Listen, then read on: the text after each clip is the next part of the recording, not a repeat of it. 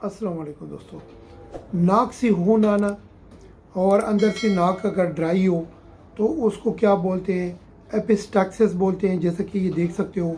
और nose bleeding, इसको यानी इससे क्या होता है, अगर ये यानी इससे सर में दर्द होता है, गले में दर्द होता है और ये अंदर की तरफ से ये जो एलर्जी होती है वो उसकी यानी ये प्रॉब्लम हो जाती है। स्पेशली क्लाइमेट में हो जाता है जब मौसम यानी ठंडा हो।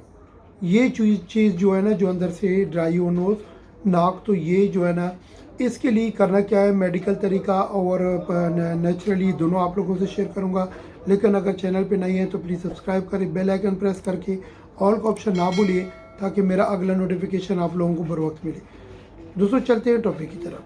पहली बात तो ये है कि ये देख सकते हो कि अक्सर लोग यानी ऐसा करते हैं कि नोज़ को पकड़ के, नाक को पकड़ के उसको पीछे कर देते हैं, वो गलत है। ये पिक्चर में देख सकते हो कि ये सॉफ्ट जो एरिया है, यहाँ पे ऐसा प्रेस करके 5 मिनट के लिए होल्ड करना है।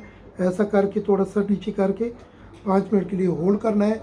अगर ब्लीडिंग कंट्रोल हो गया तो फिर ठीक है, अगर ब्लीडिंग कंट्रोल नहीं हुआ तो फिर ये ब्लीडिंग जो है ना, फिर नज़दीकी डॉक्टर के पास जाके फिर इसका यानी इलाज करें। और ब्लीडिंग अगर कंट्रोल भी हुआ फिर भी ये डॉक्टर के पास आपको जाना ज़रूरी है ताकि मेडिकल हिस्ट्री सही समझे कि इसके पीछे कोई काफ़ी रीज़न और हो सकते हैं, कोई और रीज़न तो नहीं है। तो दोस्तों ये जो है ना, इसके लिए करना क्या है आप लोगों ने कि नारियल का जो तेल है वो एक ड्रॉप डाल सकते हो, या उसके बगैर जो है ना विटामिन ई की कैप्सूल लेके वो बीच में ऐसा काट के फिर उसको एक ड्रॉप यहाँ पे एक ड्रॉप यहाँ पे उसको इस्तेमाल कर सकते हो। और एक बात और है कि स्टीम इन्हेलेशन, बड़े बाउल में पानी गर्म करें, उसके सर के ऊपर चादर तौलिया डाल दें और फिर नाक के ज़रिए वो भाप जो निकलता है ना ऊपर गर्म पानी से, वो लेना है आपने। और फिर उसके बाद में सांस दूसरी तरफ निकालें। स्टीम इन्हेलेशन, भाप करना, वो भी बहुत ज़रूरी है ताकि वो जो आपका जो ड्राई है नोज़ उसको यानी वो ठीक कर दे और बाकी भी आपके ब्लॉकेज खोल दें, और वो भी वैसे भी बहुत अच्छे स्टीम इन्हेलेशन।